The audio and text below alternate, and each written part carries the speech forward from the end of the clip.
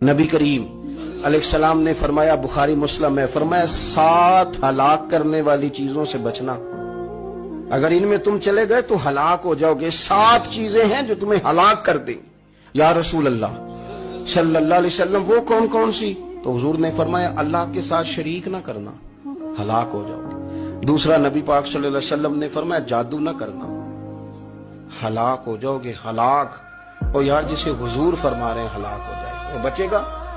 نبی پاک صلی اللہ علیہ وسلم نے تیسرے نمبر پر فرمایا، جس شخص کے قتل کرنے کو اللہ نے حرام قرار دیا ہے اسے قتل نہ کرنا، ہلاک ہو جاؤ۔